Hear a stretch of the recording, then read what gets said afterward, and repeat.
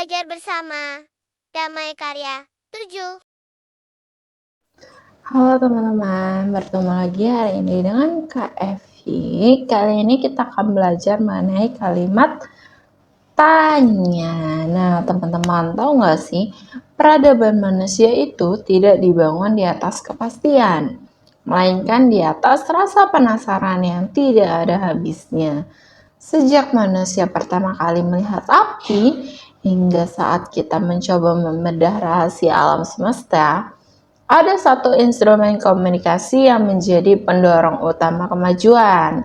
Dorongan ini adalah untuk mencari kejelasan ya teman-teman. Tanpa adanya mekanisme untuk menggali informasi dari pihak lain, pengetahuan hanya akan terperangkap dalam pikiran masing-masing individu dan kolaborasi antar manusia itu tidak akan pernah terjadi gitu ya. Latar belakang munculnya bentuk komunikasi ini adalah kebutuhan mendasar akan interaksi dua arah. Dunia ini tidak terlalu luas untuk dipahami sendirian, sehingga manusia memerlukan alat untuk membuka pintu informasi yang terkunci di kepala orang lain. Ini adalah bentuk pengakuan paling jujur bahwa manusia adalah makhluk terbatas yang butuh bantuan informasi dari lingkungan. Mekanisme ini berfungsi sebagai navigasi sosial, alat untuk memvalidasi kebenaran, dan juga cara untuk mempersempit jurang antara apa yang kita ketahui dengan apa yang belum kita ketahui gitu teman-teman. Nah, kalimat tanya ini dalam struktur sosial teman-teman bukan berfungsi sekedar sebagai alat bicara, namun juga detak jantung dari sebuah diskusi. Diskusi itu pasti datang dari adanya sebuah pertanyaan gitu ya. Nah, kalimat tanya ini adalah pemantik bagi setiap penemuan besar dan juga dasar dari setiap hubungan emosional. Gitu teman-teman. Nah, sebelum kita masuk ke materi, izinkan Kak Evi untuk membahas beberapa tujuan pembelajaran kita pada hari ini ya. Yang pertama adalah agar kita bisa mendapatkan data yang akurat dengan cara belajar bertanya. Kita juga bisa menggali informasi yang lebih spesifik dan menghindari kesalahpahaman. Lalu yang kedua, dengan mempelajari kalimat tanya ini juga berfungsi untuk melatih otak kita agar tidak menelan informasi secara mentah-mentah gitu ya. Lalu yang selanjutnya, tujuannya adalah untuk menciptakan komunikasi dua arah yang sehat ya teman-teman. Dalam hubungan sosial, kemampuan bertanya itu menunjukkan ketertarikan dan menghargai lawan bicara, sehingga percakapannya tuh tidak seperti ceramah gitu ya, ataupun satu arah gitu ya teman-teman. Selanjutnya adalah bertujuan untuk terus memicu keinginan untuk belajar gitu ya. Setiap pertanyaan yang terjawab biasanya akan melahirkan pertanyaan baru teman-teman. Dan yang terakhir adalah agar kita bisa mendefinisikan masalah dengan jelas. Kita tidak bisa memperbaiki sesuatu kalau kita tidak tahu apa, di mana, dan mengapa hal itu terjadi atau hal itu rusak gitu ya teman-teman. Nah, oke. Sekarang kita mulai masuk materi ya. Lalu apa sih itu kalimat tanya? Nah, teman-teman, secara linguistik atau secara bahasa, kalimat tanya atau kalimat integratif ini adalah kalimat yang mengandung intonasi dan makna pertanyaan. Tujuannya apa?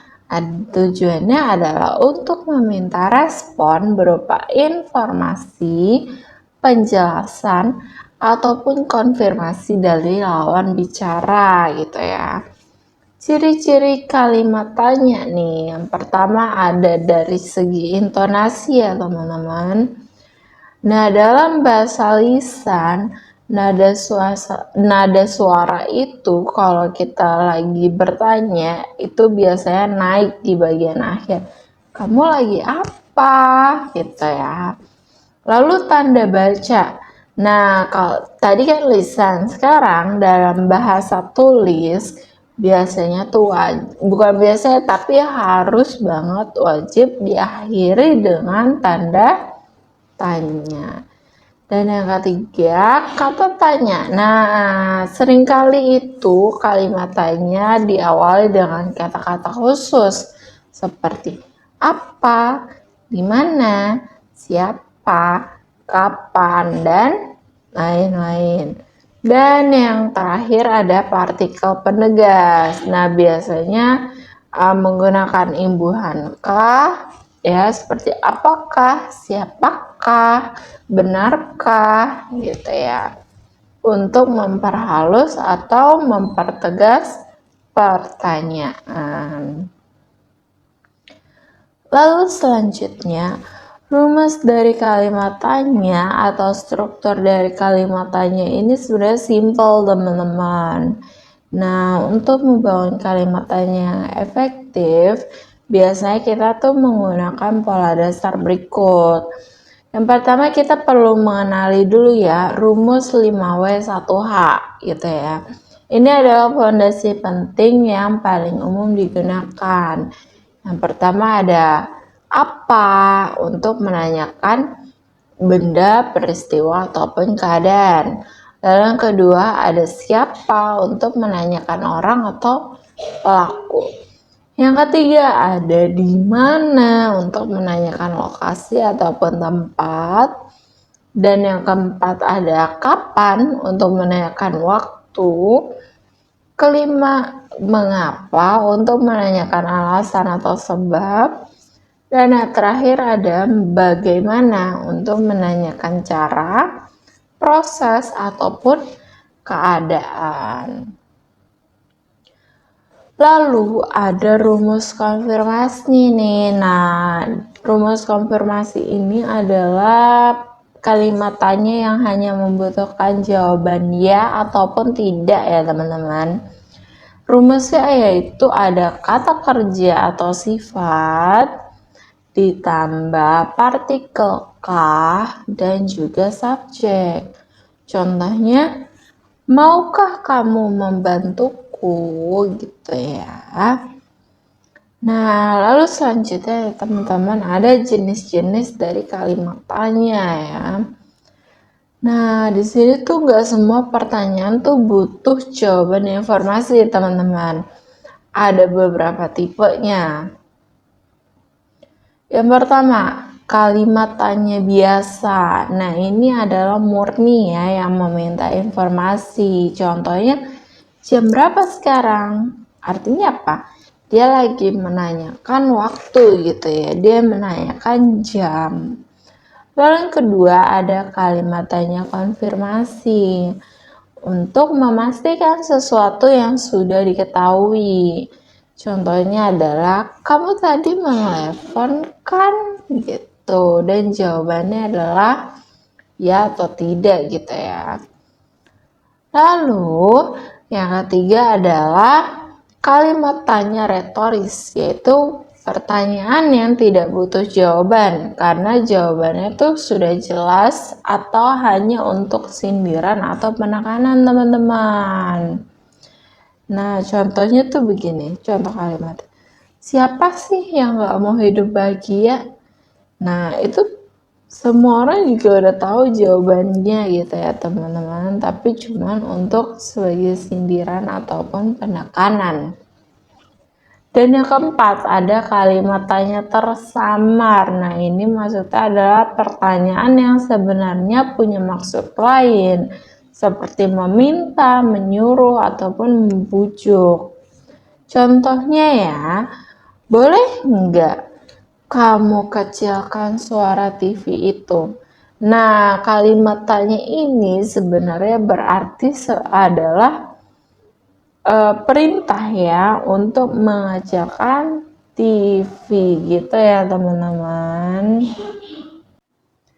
Nah, teman-teman, selanjutnya ada kuis tebak kata tanya. Di sini, Kak Evi udah mempersiapkan beberapa pertanyaan dan juga jawaban. Tetapi ada kolom kosong di bagian kata tanyanya. Jadi, tugas teman-teman adalah menebak atau menjawab kata tanya apa yang dipakai pada kolom yang hilang tersebut. Sudah siap? Nah, kita coba ya dari nomor 1. Pertanyaannya titik yang mengajar seni musik. Dan jawabannya adalah Pak Budi adalah guru yang mengajar seni musik. Jadi, bagaimana teman-teman? Kata tanya apa yang digunakan pada soal nomor 1 ini?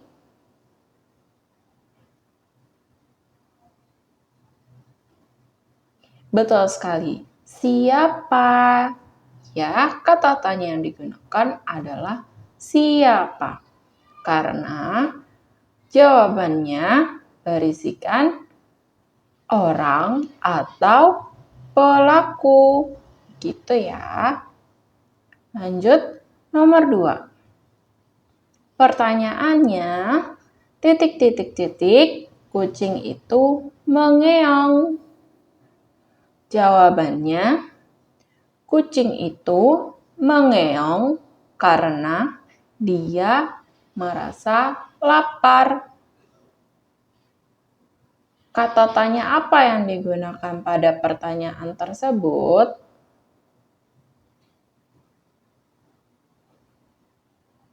Betul sekali. Mengapa? Iya, karena jawabannya berisikan sebab akibat. Iya, dan dia menjelaskan alasannya. Begitu ya. Nah, kali ini hanya ada jawaban dan kita harus membuat soal.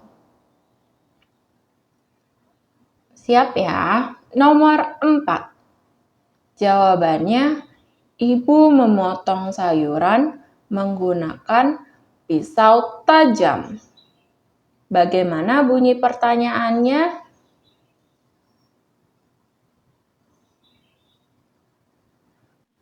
Betul sekali. Dengan apa ibu memotong sayuran?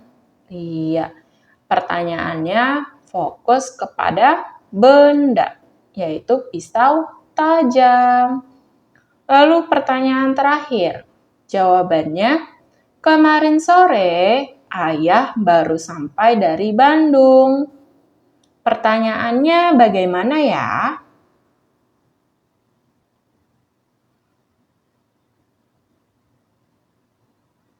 Benar sekali. Kapan ayah sampai dari Bandung? Ya, ini berfokus pada waktu ya. Seperti itu. Nah, sampai sini dulu pembelajaran kita pada hari ini. Sampai bertemu di pertemuan berikutnya. Bye-bye.